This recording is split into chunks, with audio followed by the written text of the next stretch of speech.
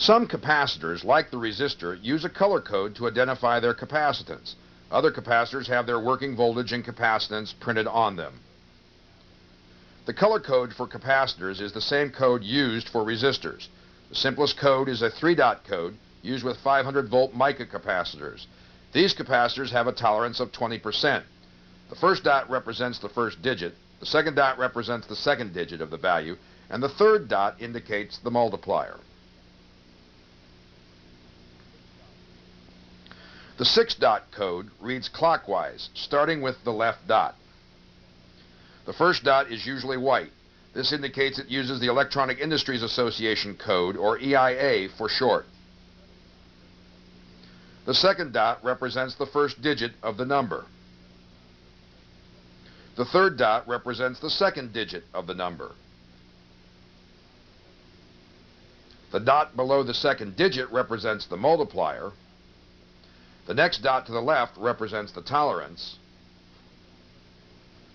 The last dot represents the temperature coefficient. The temperature coefficient is the degree by which the capacitor will change its capacitance with a change in temperature. Now that we know the basics about a capacitor, let's see how they operate in a circuit. To do this, we will use a system containing a pump, a water wheel, a shutoff valve, and a cylinder containing a spring. The pump will represent a power source. The water wheel will represent the load. The shutoff valve is the controlling device, such as a transistor, and the cylinder represents a capacitor. When the pump turns on, it forces the water through the valve and into the left side of the cylinder. As the water fills the cylinder, it causes the water on the right side of the cylinder to flow out through the water wheel. When this happens, the water wheel turns. The water flows through the water wheel and back to the other side of the pump.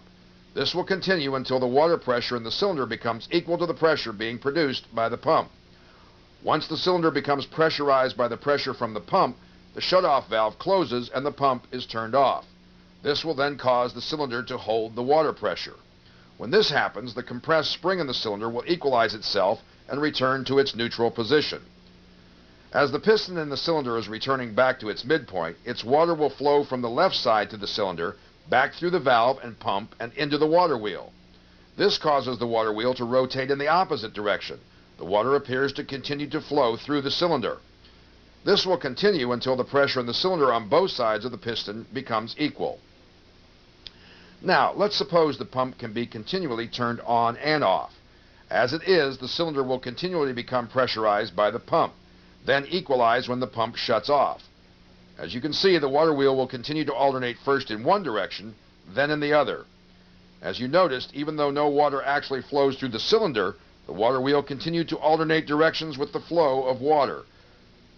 We shall now use the same idea and apply it to a capacitor circuit.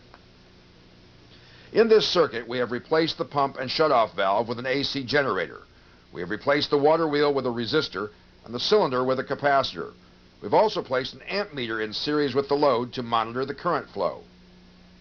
As the AC signal rises to its positive peak, the capacitor starts to charge to the peak value of the AC generator.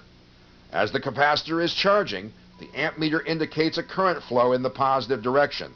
Therefore, we have a current flow through the load resistor and through the amp meter.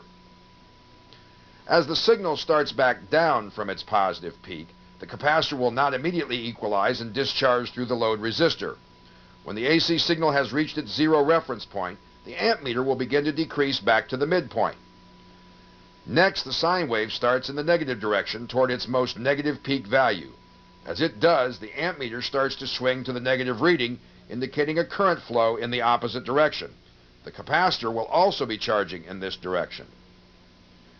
After the sine wave has reached its most negative peak value and the capacitor has become charged, the sine wave starts back toward the zero reference line to start the process all over again. As the AC sine wave continues to alternate first in one direction and then in the other, the capacitor will continually charge and discharge through the load of the circuit. As you have seen, the load resistor sees a current flow first in one direction, then the other. As far as the load resistor is concerned, the alternating current is flowing through the capacitor, even though no electrons actually pass through the dielectric. There are a wide variety of capacitors used in today's modern circuits. We will briefly cover 7 of the most common types.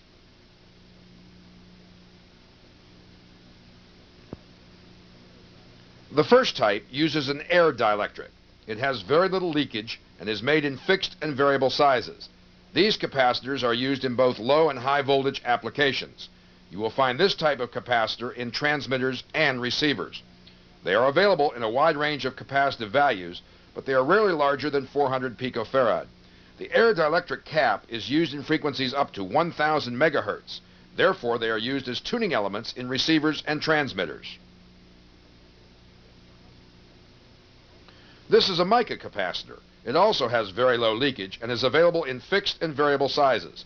The working voltage of the mica capacitor will range from about 350 to several thousands of volts.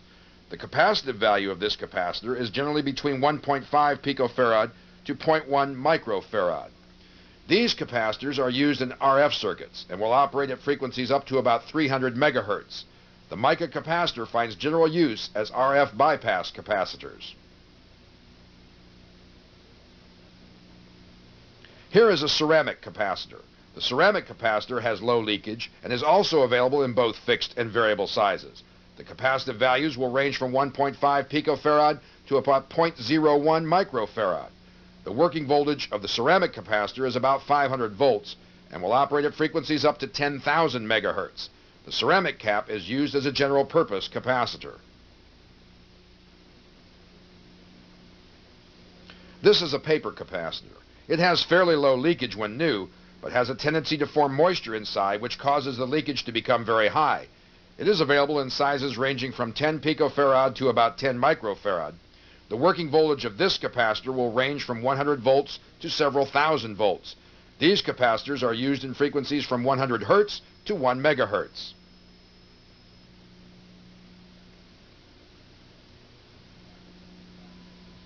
This capacitor is plastic and has very low leakage. It is used in frequencies ranging from DC to 10 megahertz. The plastic capacitor is available in sizes ranging from a few picofarad to up to a few microfarad. The working voltage of this capacitor is good to several thousand volts. The plastic capacitor is used to replace the paper capacitor in many applications. This is a tantalum capacitor. This capacitor has very low leakage and is used in frequency applications ranging from DC to 1 kilohertz. The size of this capacitor will range from 100 picofarad to several hundred microfarad. The working voltage of this capacitor is only about 300 volts. These capacitors are used in direct current circuits only. Here we see an electrolytic capacitor. The electrolytic capacitor has considerable leakage, especially when used at voltages over its rated value. These capacitors will range from a few microfarad to over 50,000 microfarad. The working voltage will range from 6 volts to about 700 volts. These are normally polarized and should never be connected in a circuit backwards. If a polarized electrolytic is connected across a circuit with reversed polarity, the capacitor will become a good conductor. This will cause a high current flow, which develops heat in the capacitor. The heat will cause the electrolyte to boil, and the capacitor may explode. Therefore, the electrolytic capacitor cannot be used in an AC circuit. The electrolytic capacitors are commonly used as power supply filters and as coupling capacitors in transistor circuits. We are now ready for the final review in the AC video.